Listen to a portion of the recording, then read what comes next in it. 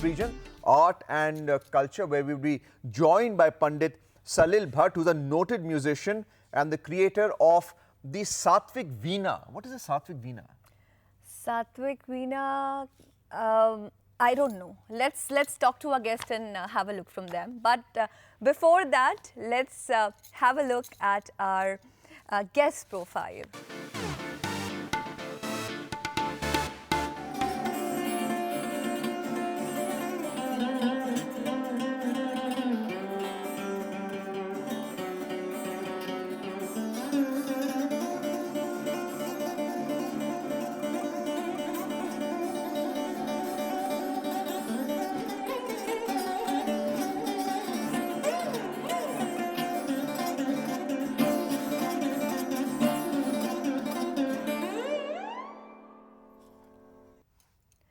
हमारे साथ आज स्टूडियो में है पंडित Salil Bhatt ji, who's a musician and a creator of सात्विक वीणा. बहुत बहुत स्वागत है सर आपका. नमस्कार, शुभ प्रभात. शुभ प्रभात सर. हमने देख तो लिया कि सात्विक वीणा होता कैसे है, लेकिन the first question I want to ask from you, जब हम सात्विक वीणा की बात कर रहे हैं, आप जनक है सात्विक वीणा के, तो ये आइडिया कैसे आया सात्विक वीणा का और ये कैसे अलग है बाकी वीणाओं से, and this is a fusion of instruments I believe, तो थोड़ा हमें इसके बारे में बताइए. डेफिनेटली वेरोनिका जी, अर्जुन जी, मुझे आज बहुत खुशी है कि आप लोगों ने मुझे यहाँ आमंत्रित किया. ये एक आधुनिक युग की वीणा है, veena of this century, of course inspired by my guru's creation Mohan Veena. ये सात्विक वीणा क्रिएट हुई. हमारी फैमिली में 3 वीणा है, विश्व वीणा भी है, मोहन वीणा भी है, एंड दिस इज सात्विक वीणा विच यू आर सीइंग. और आप देख सकते हैं ये इसका जो फ्रंट पोर्शन आपको दिखाई दे रहा है, ये it resembles like a guitar. It is very familiar as if it's a guitar, but it's not. ये इसका पूरा जो साइड है पूरा ट्रेडिशनल आप देख सकते हैं. ये ट्रेडिशनल इसका पूरा कर्व है वीणा का. ये तुम्बा लगा हुआ है, द गर्ड, द ट्रेडिशनल वीणा. अब उसको हमने आज के इस युग के हिसाब से बनाया, और मेरा और मेरे गुरु पंडित विश्वमोहन भट्ट जी का हमारा एक ध्येय यही है कि जो माँ सरस्वती के चित्र में हम देखते हैं वीणा, वो केवल चित्रों में ही नज़र आती है. उसको यहाँ सामने हमारे देश की जनता के सामने जो लोग सुनना चाहते हैं, सीखना चाहते हैं, समझ के उसको एंजॉय करना चाहते हैं, उसका आनंद लेना चाहते हैं. और ये जो आनंद है संगीत के माध्यम से जो आनंद मिलेगा, उससे तो मोक्ष की प्राप्ति बताई गई है. बिल्कुल बिल्कुल. सबसे बड़ा योग तो यही है. पहले तो यही आया, नाद आया, फिर उसके बाद योग बाद में आया. और अभी अर्जुन जी ने बताया जो एक एल्विस प्रेस्ले के बारे में उन्होंने अभी एक बताया, जो उन्होंने रिकॉर्ड अपना बनाया था. मेम्फिस उस जगह का नाम है. आप लोगों को जान के खुशी होगी कि जो मेरा एक एल्बम है वो मेम्फिस में रिकॉर्ड हुआ था. शायद मेम्फिस बहुत लकी है म्यूजिशियंस के लिए, और मेरे उसी एल्बम को कनेडियन जूनो यानी कनेडियन ग्रैमी नॉमिनेशन मिला था. इस बात को काफ़ी समय हो गया, तो वो मेम्फिस के उससे मुझे याद आया, और मैं उस स्टूडियो में भी गया था जहाँ एल्विस प्रेस्ली आए थे. शायद वो वही स्टूडियो था जहाँ मैंने रिकॉर्ड किया था. तो एल्विस प्रेस्ली की भूमिका ये थी कि he could connect to the audience of that era, जो 50s एंड 60s का जो यूथ है, द यूथ ब्रिगेड जिसे हम कहते हैं, they were connected to his music. तो ये जो एक हाइब्रिड इंस्ट्रूमेंट है, एक हवाईन गिटार का, और आपने कहा ये तुम्बा है जो एक्सटेंशन है, is this patented A, and B किस तरीके से आप कनेक्ट करते हैं विद द ऑडियंस? अगर आप if you can play a small note for the benefit of our viewers, definitely it would be much better. Definitely. देखिए आज मैं इस अपने सात्विक वीणा के साथ बैठा हुआ हूँ. Yes, it's patented. Mohan Veena जो मेरे गुरुजी का creation, that's also patented. Vishwa Veena is on the way. और ये आइडिया है हम लोगों का to bring forth such sound which would immediately connect, irrespective की कौन सी जनरेशन है, ये जनरेशन है या पुरानी वाली जनरेशन है, क्योंकि किसी भी जनरेशन ने वीणा को इस फॉर्मेट में सुना ही नहीं. वो तस्वीरों में ही देखते रह गए. तो हमारा जो लक्ष्य है, हमारा ध्येय है कि हमारे देश का जो पौराणिक इतिहास है, जो पौराणिक सनातन परंपरा है, जिसमें वीणा है, जिसमें बांसुरी है, जिसमें इतने प्राचीन वाद्य हैं, तो वो आज के युग में क्यों नहीं वो होना चाहिए. क्योंकि इनसे अच्छा कुछ भी नहीं। देखिए इसकी आप ध्वनि इसका उसका आनंद लीजिए। मैं राग चारुकेशी बजा रहा हूँ, बहुत ही रेयर राग है।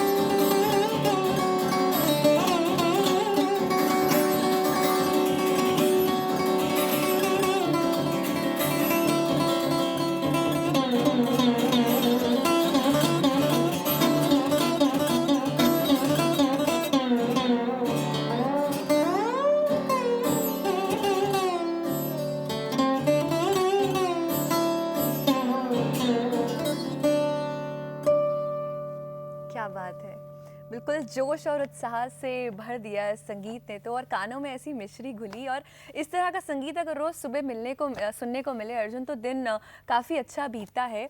अभी आपने बात करी इन दो इंस्ट्रूमेंट्स के फ्यूजन की। Now if you talk about Indian classical and western classical, तो दोनों में क्या कुछ सिमिलैरिटीज़ हैं या कुछ मेजर डिफरेंसेस हैं, अगर आप हमारे साथ साझा करना चाहें तो? देखिए आप लोगों को जान के खुशी भी होगी और गर्व भी होना चाहिए कि हमारे देश का जो संगीत है वो इतना प्राचीन है कि सरस्वती की जो वीणा बजती है उसकी कोई बता नहीं सकता कि कितने कितने लाख साल पुरानी होगी या क्या होगा। जी जी।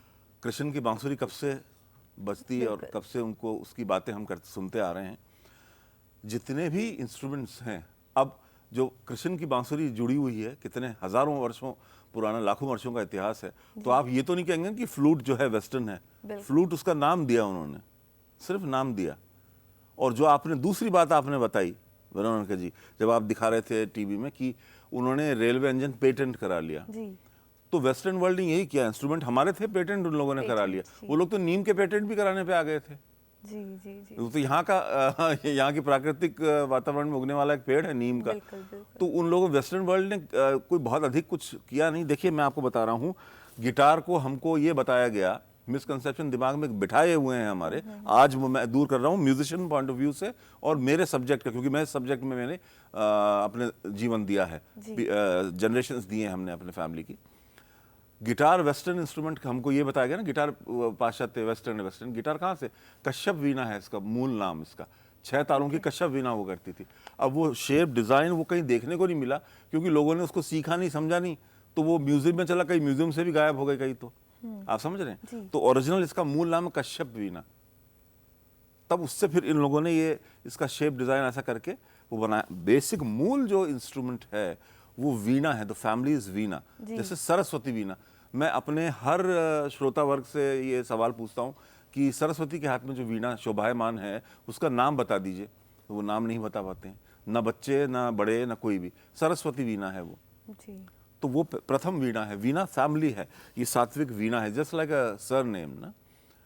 विचित्र वीणा, रुद्र वीणा लोगों ने देखी नहीं, सुना ही नहीं, समझा ही नहीं। इसलिए हमको ये मेरे गुरु ने इसकी संरचना की मोहन वीणा की 55 वर्ष पहले। वो पेटेंटेड है मोहन वीणा। जो आपने पेटेंट वाली बात की, बड़े इंपॉर्टेंट होता है कि आइडिया कोई ले और फिर कोई और ना कर ले पेटेंट, ये बहुत जरूरी होता है। क्योंकि हमारी सारी जो हम अगर एंशिएंट आप किसी भी नॉलेज की बात करें तो श्रुति प्रथा रही है हमेशा कि सुन के दी गई नॉलेज है, तो कभी पेटेंट हमने बिलीव ही नहीं किया कि पेटेंट की चीजें करानी चाहिए।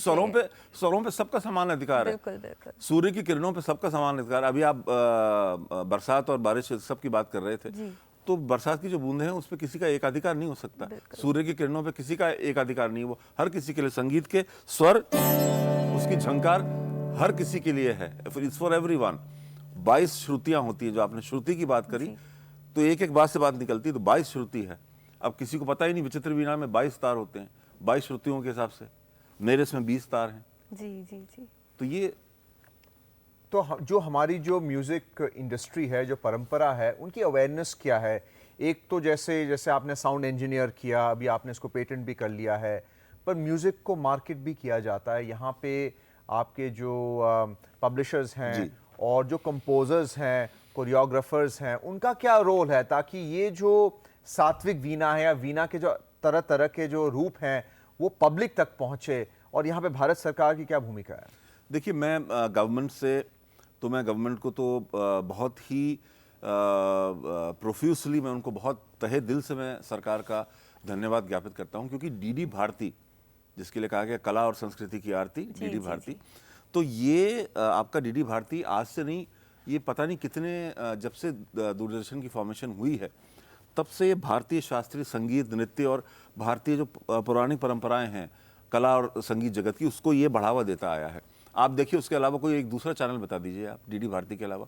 डीडी नेशनल, पहले उसमें भी नेशनल कार्यक्रम आता था। अब मैं सरकार से फिर मैं इस बात की रिक्वेस्ट करता हूँ, अपील करता हूँ हमारी भारत सरकार से कि जो संगीत का अखिल भारतीय कार्यक्रम उसे पुनः प्रारंभ किया जाए। और जहाँ तक बात आपकी रही कि जो आपने दूसरा सवाल पूछा तो मैं थोड़ा सा मिस कर गया, वो जो इसी के साथ रिलेटेड जो आपने सवाल जो पूछा, मार्केटिंग है, प्राइवेट सेक्टर का रोल क्या है? भारत सरकार तो कर ही रहा है। जी जी जी। देखिए, मार्केटिंग में ये था, मैं इसलिए मैं स्किप कर गया ये, क्योंकि ये एक बहुत बड़ा इशू था। और आपको ध्यान होगा बहुत बहुत ज़्यादा साल पहले की नहीं कि सीडीज आते थे मार्केट में, रिकॉर्ड आते थे, सीडीज आते थे, और काफ़ी पहले कैसेट्स आते थे। अनफॉर्चुनेटली ऐसा ट्रेंड आया कि जब से मोबाइल आया तब से इन सब चीज़ों का ट्रेंड बिल्कुल चला गया। आप देखिए कि हमारे सीडीज रिलीज हुआ करते थे। मैं आपको बताया कि मेरा कैनेडियन जूनो, कैनेडियन ग्रैमी के लिए नॉमिनेशन हुआ। मेरे जो गुरु हैं उनको आज के 30 साल पहले ग्रैमी अवार्ड मिला, देश को सबसे संगीत का बड़ा सम्मान दिलवाया 30 वर्ष पहले। उस समय अवेयरनेस नहीं थी, पहली बात। दूसरी बात, उस समय रिकॉर्ड एल्बम्स इतने निकलते थे and the people used to buy them, वो उनकी अच्छी सेल होती थी, रिकॉर्ड सेल होती थी उनकी। और उसके बाद उससे क्या है, आर्ट, म्यूजिक और म्यूजिशियन सबको उससे प्रमोशन मिलता था।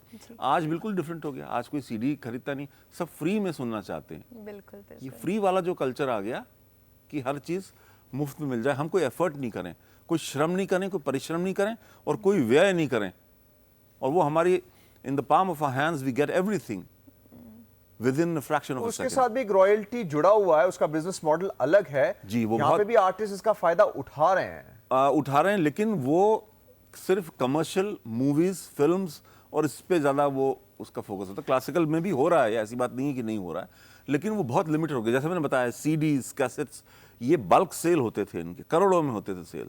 अब वो खत्म ही हो गया, वो एक सेक्शन। तो वो अब मैं यही इमेजिन करता हूँ कि गॉड विलिंग एक ना एक दिन ये पुनः प्रारंभ होगा। It all start all over again, नए फॉर्मेट में, नए उसमें। डीवीडीज आ गए, सीडीज आ गए, वो भी सब ऑब्सोलीट हो गए हैं। तो ये चीज़ है कि ये इतनी जल्दी जो चेंजेस होते हैं तो उससे हम लोगों को, हमारे इस फील्ड को थोड़ा सा डिफिकल्टी होती है, लेकिन ये शाश्वत है, ये तो चला आ रहा है पता नहीं कितने हजारों सालों से। फ्री की तो आपने बात की कि लोगों को सब कुछ डाउनलोडेड चाहिए। जी, खैर, इसी तरह नॉलेज भी बहुत इंस्टेंट चाहिए। जैसे पहले गुरु शिष्य परंपरा चली आ रही थी, आप भी पंडित विश्व मोहन भट्ट जी के शिष्य हैं, पुत्र तो है लेकिन शिष्य भी शिष्य हैं। पहले बनना पड़ता है। जी जी। तो आज के सिनेरियो में अगर बात की जाए और उस टाइम के सिनेरियो गुरु शिष्य परंपरा की बात की जाए तो काफी डिफरेंस है, क्योंकि सबको इंस्टेंटली आज चाहिए। तो उस पे क्या आप कहना देखिए, चाहेंगे? ये सबसे आज का जो सबसे इम्पोर्टेंट टॉपिक है, और सबसे जो तकलीफ देने वाला जो है इशू वो यही है। क्या हो गया कि पहले तो ये शिष्य वर्ग जो है ये पूरा खत्म हो गया है, क्योंकि शिष्य का क्या मतलब होता है, जो अपना शीश गुरु के चरणों में समर्पित करे वो शिष्य है। शिष्य की क्या परिभाषा है, मैंने क्या बनाई उसकी परिभाषा क्या होगी वो मैं नहीं जानता हूं। मैंने जो बनाई है कि जो अपना शीश अपने गुरु के चरणों में समर्पित करे वो शिष्य है। उसका क्या अर्थ है, यानी आपने अपना घमंड, अपना ईगो, अपना एरोगेंस, और जो एक होता है कि अंदर होता है कि मैं इंसान को ऐसा कभी नहीं सोचना चाहिए किसी भी फील्ड में, किसी भी सब्जेक्ट में। मैं ये मानता हूँ म्यूजिक में विशेष तौर से इसलिए होता है सरेंडरशिप, कि आप गुरु के चरणों में अपना ईगो सरेंडर करते हैं। जब ईगो, घमंड और गुस्सा और एरोगेंस दिमाग से बाहर जाएंगे तब संगीत के आने की जगह बनेगी। जी। तो इतना समय कोई देता है क्या? आज तो माँ बाप आते हैं हमारे पास, हम लोगों के पास, टीवी के रियलिटी शोज देख के बहके हुए, और वो कहते हैं कि ये हमारा बच्चा है, 15 दिन है तो ये रियलिटी शो में गा के प्राइज ले आएगा। तो मतलब मैं उनकी तरफ देखता हूँ and then I have no words. मैं स्पीचलेस हो जाता हूँ कि ये आजकल ये हो गया है कि उनको कोई पेशेंस ही नहीं है, they don't want to give. मैंने अब रनिंग 53 इयर्स, अब जाके एक ग्रिप आती है इतने साल देने के बाद। More than 37-38 years I have been with the veena. अब मेरे गुरुजी कहते हैं हाँ अब तुमको जरा थोड़ा सा समझ में आ रहा है, धीरे धीरे अब आ रही समझ में। टेक्नोलॉजी सिंक्रोनाइजर्स भी आ गए हैं। अपने पिताजी के बारे में बताइए, पंडित विश्व मोहन भट्ट जी के बारे में। उनकी क्या भूमिका रही है आपके लाइफ में? देखिए वो गुरु हैं, पहले मैंने गुरु ही मान के मैंने उनसे शिक्षा ली है, और मैंने कई महीनों मैंने प्रतीक्षा करी है कि कब उनके पास समय हो, क्योंकि वो खुद पूरे विश्व भ्रमण पे रहते हैं। विश्व को मोहने वाले विश्व मोहन, वो विश्व भ्रमण पे रहते हैं। अब उनसे कैसे मैं शिक्षा ग्रहण करता, तो कहीं उनको गाड़ी में कहीं छोड़ रहा हूँ तो वो उन्होंने कुछ गा के बता दिया। इस तरह से सामने बैठ के जो शिक्षा एक लेते हैं वो भी हुआ है बहुत, लेकिन वो बहुत कम होता है। तो गुरु से जो शिक्षा मिलती, जो गुरु अपने आशीर्वाद स्वरूप देते हैं, वो शिष्य का जीवन और उसकी जो जीवन रेखा है वो पूरी बना देते हैं। तो वो मेरे उसमें यही हुआ, और उनसे सारी इंस्पिरेशन मिली है। मोहन वीणा उन्होंने क्रिएट किया है, सारी दुनिया जानती है, आज से 55 साल पहले। मुझे लगता है कि ये जो रिचुअल्स है ना, हमारे west also looks into them with so much appreciation की जो गुरु शिष्य परंपरा में जो डेप्थ है, that is the beauty of Indian classical art forms, और ये बनी रहनी चाहिए इसी तरह। Thank you so much sir, बहुत बहुत धन्यवाद आज हमारे साथ जुड़ने के लिए और सुबह को इतना सुरीला बनाने के लिए। Thank you so much. बहुत धन्यवाद, थैंक यू।